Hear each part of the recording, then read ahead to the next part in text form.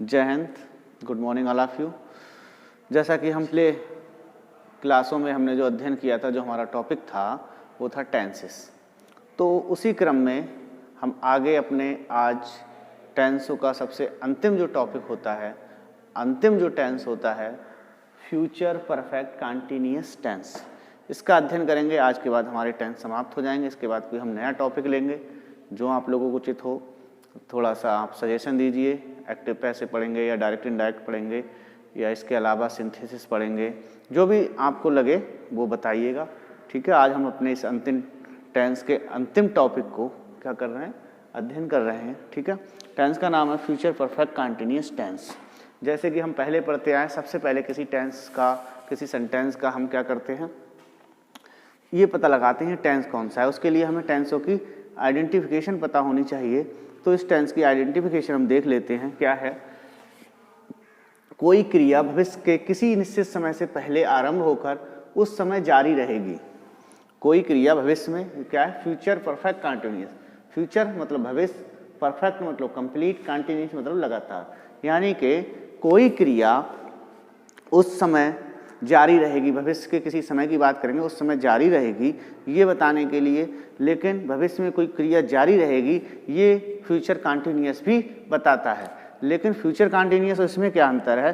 Future continuous बताता है कि कोई क्रिया जारी रहेगी, लेकिन इसमें क्या पता होता है कि कार्य के आरंभ होने का समय भी दिया होता है। कुछ कार्य का कुछ पार्ट कंप्लीट हो गया होता है क्योंकि परफेक्ट है। ठीक है, फ्यूचर परफेक्ट, इसमें क्या है, कुछ कार्य का होने का समय दिया होता है और समय ऐसा दिया होता है कि उससे हमें पता लगता है कि कार्य का कुछ पार्ट क्या हो गया है, कंप्लीट हो गया है। ठीक है, अब जो अन्य वाक्यों में, अन्य टेंसों की तरह इसकी भी पहचान होती है। वाक्य अंत में रहा होगा, रही होगी आदि शब्द आते हैं। रही होगी और रहा होगा फ्यूचर कंटीन्यूअस में भी आते हैं।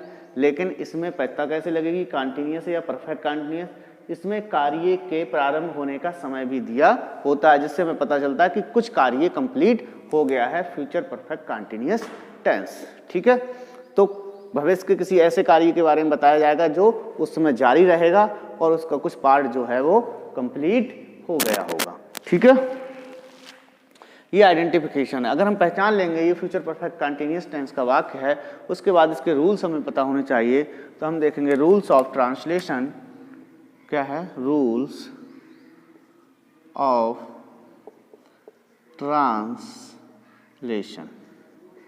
रूल्स ऑफ ट्रांसलेशन की बात करेंगे तो देखिएगा रूल्स ऑफ ट्रांसलेशन क्या होते हैं। अगर हमारा सब्जेक्ट, कौन, सब्जेक्ट, सबसे पहले किसी टेंस को, अगर किसी सेंटेंस को हम ट्रांसलेट करते हैं तो सबसे पहले ये देखते हैं कि इस सेंटेंस का सब्जेक्ट कौन है। इस सेंटेंस का सब्जेक्ट कौन है। ठीक है, सब्जेक्ट एक वचन है या बहुवचन है, सिंगुलर है या प्लूरल है। अगर सिंगुलर होता है तो उसके लिए अलग रूल्स होते हैं और प्लूरल होता है तो अलग रूल्स होते हैं। लेकिन इसमें सिंगुलर प्लूरल ना होकर आई और वी, अगर हमारा सब्जेक्ट आई और वी है, सब्जेक्ट हमारा आई और वी है, तब हम क्या लगाते हैं, तो इसमें लगता है बाल को शैल, हैव और वीन का यूज होता है। और आई और वी के अलावा कुछ भी है, अदर सब्जेक्ट, किसके अलावा, आई और वी के अलावा कुछ भी है, तो वहाँ पर हम लगाते हैं विल हैव बीन। ठीक है, शैल हैव बीन और विल हैव बीन। ठीक है, ये लगा देते हैं, सब्जेक्ट हो गया। हेल्पिंग वर्ब के रूप में इसका प्रयोग करेंगे हम। मेन वर्ब की बात करें, अगर हम, तो मेन वर्ब में भैया कंटीन्यूअस है और कोई चीज़ को कंटीन्यूअस दिखाने के लिए हमें किसका प्रयोग करना पड़ता है, आईएनजी का। तो वर्ब की फर्स्ट फॉर्म में हम किसका प्रयोग करेंगे, आईएनजी का। परफेक्ट के लिए हैव का प्रयोग हो चुका है, फ्यूचर के लिए विल का प्रयोग हो चुका है और कंटीन्यूअस के लिए आईएनजी का प्रयोग हो चुका है। ठीक है, इसमें एक चीज़ और दी हुई होती है कि समय दिया होता है। क्या दिया होता है, समय। समय के लिए हम क्या करते हैं, सिंस। या फॉर का प्रयोग करते हैं। सिंस का प्रयोग करते हैं point of time. Point of time मतलब अगर टाइम का नेम दिया है, सही है, सोमवार से 2 बजे से 3 बजे से सुबह से, तो ये क्या हो गया नेम। और फॉर क्या है ड्यूरेशन। ड्यूरेशन मतलब अवधि। ड्यूरेशन ऑफ टाइम 2 घंटे से 3 घंटे से 4 दिन से 15 दिन से 10 मिनट से, ये क्या है उसकी अवधि है। तो किसका प्रयोग करेंगे, फॉर का प्रयोग करेंगे। इस तरह से अगर हम बात करें इसके अफर्मेटिव वाक्यों की, अफर्मेटिव सेंटेंस अगर हम बनाएंगे इसके, तो उसके लिए क्या हमें लगाना पड़ेगा, तो इसके लिए सीधा सा स्ट्रक्चर होता है सब्जेक्ट, विल अथवा शैल, दोनों में से जो सब्जेक्ट के अनुसार ठीक रहेगा। हैव बीन वर्ब की फर्स्ट फॉर्म में ING, ऑब्जेक्ट सिंस या फॉर प्लस टाइम, ये इसका फार्मूला हो गया, ये इसका स्ट्रक्चर हो गया। इस स्ट्रक्चर के अनुसार हम क्या बनाएंगे, इसके सेंटेंसों को ट्रांसलेट करेंगे। पहला सेंटेंस देख लेते हैं, ट्रांसलेशन का पहला सेंटेंस देख लेते हैं, फिर इसका कुछ समझ में आएगा। देखिएगा, लड़के 2 घंटे से खेल रहे होंगे। कौन खेल रहे होंगे, लड़के। लड़के की इंग्लिश क्या होती है, बॉयज, ठीक है। बॉयज क्या लगेगा, अदर सब्जेक्ट है, will have been, will have, और क्या लगेगा, been. Boys will have been. अब क्या है देखिएगा, विल हैव बीन आ गया, वर्ब। वर्ब क्या है, खेलना। खेलने की इंग्लिश क्या लगाएंगे, प्ले, और इसमें क्या लगा देंगे, ING, क्योंकि वर्ब की फर्स्ट फॉर्म में क्या है, ING। क्या खेल रहे होंगे, खेल। लड़के 2 घंटे से खेल रहे होंगे, ये नहीं लिखा क्या खेल रहे होंगे, कब से खेल रहे होंगे, 2 घंटे से, 2 घंटे से। अब देखिएगा ये अवधि दी हुई है, ना कि समय का नाम दिया हुआ है। कितने घंटे, 2 घंटे बीत गए, 2 घंटे बीत गए, ना कि समय का नाम है।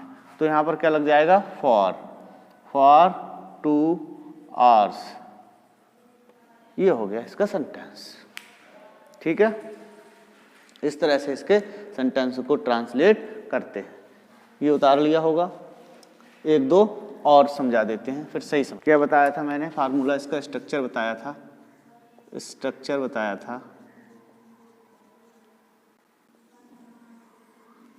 मैंने बताया था,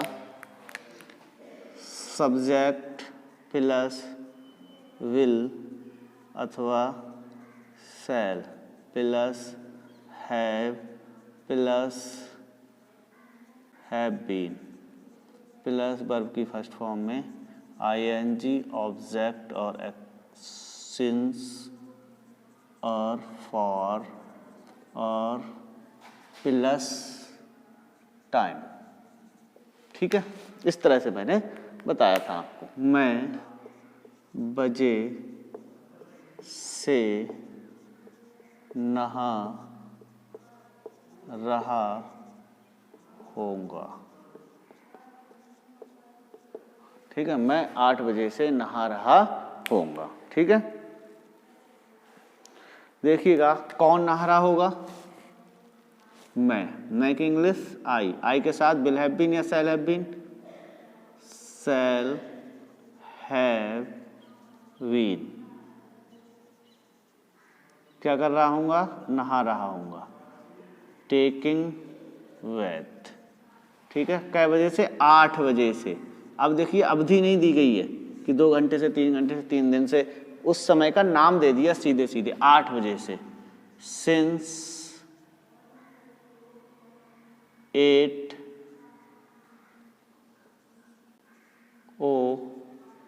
o'clock, ठीक है। इस तरह से ये सेंटेंस बन जाते हैं। Shall have been, will have been का प्रयोग करते हैं, ये स्ट्रक्चर लगा देते हैं।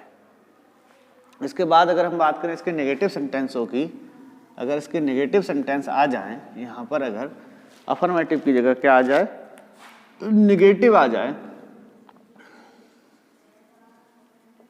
निगेटिव आ जाए तो क्या करेंगे, पहचान सेम ही रहेगी, रहा होगा, रही होगी, समय दिया होगा। क्या करना है, सिर्फ हमें क्या करना है, इसमें क्या लगा देना है, हिंदी के वाक्यों में नहीं आएगा और इंग्लिश के वाक्यों में क्या लगा देना है, नॉट। बकाया बिल्कुल सब कुछ सेम ही रहेगा, नॉट लगा देना है अपनी तरफ से, क्योंकि वहाँ नहीं आएगा। इसके लिए हमें देखिएगा, एक एग्जाम्पल देखते हैं फिर समझ में आएगा।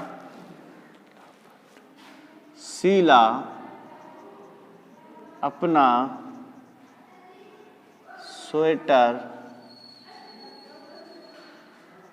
शुक्रवार से नहीं बुन रही होगी। ठीक है, देखिएगा कौन नहीं बुन रही होगी, Sheela. Sheela will have been, will, देखिएगा क्या आएगा, विल आएगा या शैल, अदर सब्जेक्ट है, विल आएगा। ठीक है, और इसमें क्या दिया है, नहीं, नहीं के लिए हम क्या यूज करेंगे, नॉट, और इसमें आ जाएगा हैव बीन। ये जो नॉट है वो विल और शैल और हैव बीन के मध्य में ही, मिडिल में ही यूज होगा। इस बात का थोड़ा सा हम ध्यान रखेंगे। विल हैव बीन क्या कर रही है, बिनना, बिनने की इंग्लिश होती है निट, और इसमें आईएनजी लगाएंगे, निटिंग द स्वेटर।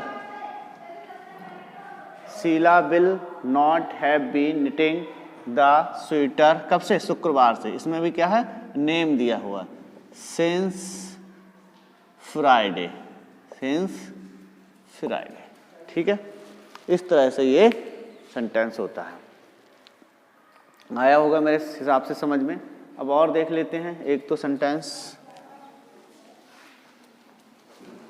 देखिएगा दूसरा सेंटेंस है, नमस्ते, सुबह तक यात्रा नहीं करते रहेंगे। ठीक है, वे सुबह तक यात्रा नहीं करते रहेंगे। देखिएगा कौन यात्रा नहीं करते रहेंगे, दे, दिल के साथ कौन आएगा, विल, और यहाँ क्या लग जाएगा, नॉट, और क्या लग जाएगा, हैव और बीन। ठीक है, यात्रा करना ही क्या होती है, ट्रैवलिंग, ट्रैवलिंग। ठीक है, अब देखिए इसमें उस तरह का समय नहीं है कि सुबह से, शाम से, 2 घंटे से, 3 घंटे से।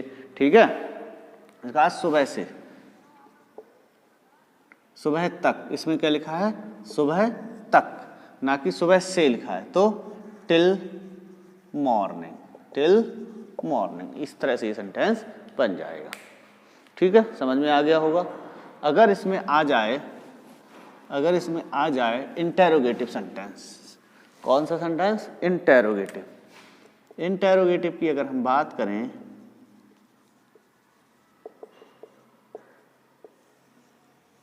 इंटेरोगेटिव की अगर हम बात करें तो इसमें सबसे पहले तुम्हें बताया प्रश्न 2 तरीके से पूछे जाते हैं। एक में क्या क्यों पहले आ जाता है, उसमें हम हेल्पिंग वर्ब सबसे पहले लगा देते हैं, और उसमें क्या की इंग्लिश नहीं लगाते। इसमें हेल्पिंग वर्ब क्या है बाल को, विल या शैल। फिर क्या लगाएंगे, सब्जेक्ट, फिर लगाएंगे हैव, और फिर लगाएंगे वीन, फिर लगाएंगे वर्ब की फर्स्ट फॉर्म में आईएनजी, फिर लगाएंगे ऑब्जेक्ट, फिर सिंस या फॉर, और फिर लगाएंगे टाइम और क्वेश्चन मार्क, क्योंकि ये इंटेरोगेटिव है। इंटेरोगेटिव वाक्य वो वाक्य होते हैं जैसे प्रश्न पूछे। प्रश्न 2 तरीके से पूछते हैं, एक में क्या क्यों शब्द, क्या शब्द कहाँ लगता है सबसे पहले, क्या तुम ऐसा कर रहे हो, क्या तुम नहीं कर रहे हो। एक में ऐसा होता है कि क्या क्यों शब्द बीच में आते हैं, तुम क्या कर रहे हो, तुम क्यों कर रहे हो। जिसमें क्या क्यों शब्द पहले आता है, जैसे क्या ये ठीक है, इज इट राइट, ठीक, और ये सही क्यों है। तो जिसमें क्या शब्द पहले आता है उसमें हम इंग्लिश ना लगाकर हेल्पिंग वर्ब पहले लगा लेते हैं। इस टेंस की हेल्पिंग वर्ब विल या शैल है, इसलिए हमने इसमें पहले लगा दिया। दूसरा प्रकार होता है जिसमें क्वेश्चन वर्ड बीच में आते हैं, तो हम उसकी इंग्लिश सबसे पहले लगा देते हैं। ठीक है, उसे WH वर्ड भी कहते हैं, क्योंकि ज़्यादातर में WH वर्ड आता है, विल या शैल, और ये बिल्कुल और सब कुछ इसमें क्या रहता है, सेम ही रहता है। ठीक है, ये वो हैं जिसमें क्वेश्चन वर्ड कहाँ आता है, बीच में। और ये भाई साहब कौन है? ये भाई साहब वो हैं जिसमें क्वेश्चन वर्ड कहाँ आता है सबसे पहले। एक एक दोनों के एग्जाम्पल देख लेंगे, पहले पहले वाला फिर दूसरे वाला, फिर हमारी अच्छी से समझ में देखिएगा। ठीक है, क्या खिलाड़ी 2 घंटे से खेल रहे होंगे? देखिए क्या पहले लगा है। अब कर्ता कौन है? कौन खेल रहे होंगे? खिलाड़ी। अब कर्ता के अनुसार हम विल या शैल लगाएंगे तो खिलाड़ी के अनुसार क्या आएगी? विल। और द प्लेयर्स और क्या आएगा? हैव बीन क्या है? प्लेइंग। और देखिए अवधि दी गई है 2 घंटे, तो क्या लग जाएगा? फॉर 2 आवर्स और क्वेश्चन मार्क। क्या पुजारी